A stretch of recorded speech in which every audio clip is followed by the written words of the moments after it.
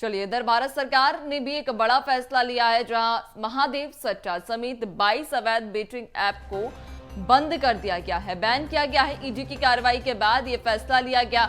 लंबे समय से महादेव सट्टा पर ईडी जांच कर रही थी और अब आखिरकार एक बड़ा फैसला। चुनाव से पहले महादेव सट्टा ऐप के साथ में कई सारे और भी ऐसे ऐप हैं जिन्हें बैन किया गया है। आपको बता दें, ईडी की कार्रवाई के बाद यह बड़ा फैसला लिया गया। सूचना और प्रौद्योगिकी विभाग ने इसके आदेश भी जारी कर दिए हैं। आपको बताते चलें कि महादेव सट्टा ऐप और भी कई सारे इससे जुड़े हुए जो ऐप थे उन्हें बैन कर दिया गया है। कई एक बड़ी कार्रवाई यहां पर देखने को मिली। महादेव ऐप समेत 22 अवैध बेटिंग ऐप को बैन किया गया है। तो ईडी की कार्रवाई के बाद ये बड़ा फैसला चुनाव से ठीक पहले लिया गया।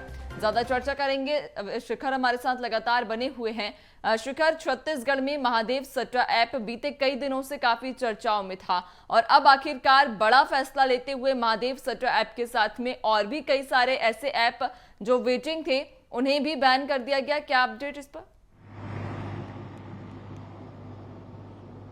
देखिए, बैटिंग ऐप को लेकर लगातार जो कार्रवाइयाँ हो रही थी, उस कार्रवाई के बाद केंद्र सरकार ने बड़ा फैसला लिया है और 22 जो बैटिंग ऐप हैं उसे बैन कर दिया है। जिस तरह से पूरी कार्रवाई की गई है उसमें महादेव सट्टा जो ऐप है उसे भी बैन किया गया है। लंबे समय से महादेव सट्टा को लेकर छत्तीसगढ़ में लगातार राजनीति गर्म होती हुई नजर आ रही थी, क्योंकि जिस तरह से महादेव सट्टा ऐप को लेकर कार्रवाइयाँ हो रही थी, उसके बाद जो खुलासे हो रहे थे, उस खुलासे के बाद लगातार सियासत भी गर्म होती हुई नजर आ रही थी। मुख्यमंत्री भूपेश बघेल का बयान भी सामने आता रहा, बीजेपी के भी लगातार बयान सामने जो है देखने को मिल रहे थे। कांग्रेस को लगातार घेरने की कोशिश जो है वो की जा रही थी और जिस तरह से महादेव सट्टा ऐप जो चल रहा था उससे सबसे ज़्यादा प्रभावित छत्तीसगढ़ के युवाओं को प्रभावित किया जा रहा था। और इसी के तहत जो है लगातार जो बयानबाजियां हो रही थी, उन बयानबाजियों में छत्तीसगढ़ की कांग्रेस सरकार साफ तौर पे कह रही थी केंद्र सरकार के जिम्मे है कि बैटिंग ऐप को बंद किया जाए।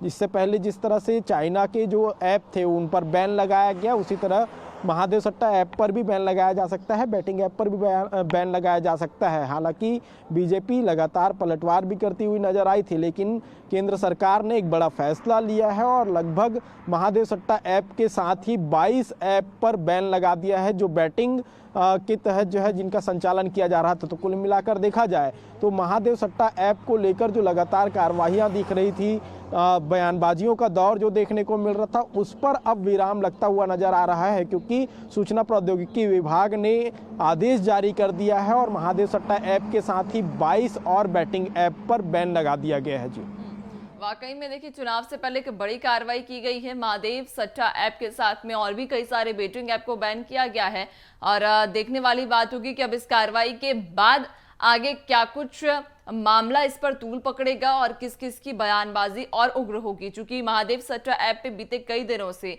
देख पा रहे थे कि दोनों ही पार्टियां तीखी बयानबाजी भी कर रही थी। बहुत शुक्रिया आपका जानकारी साझा करने के लिए। बने रहेगा और अपडेट्स लेंगे।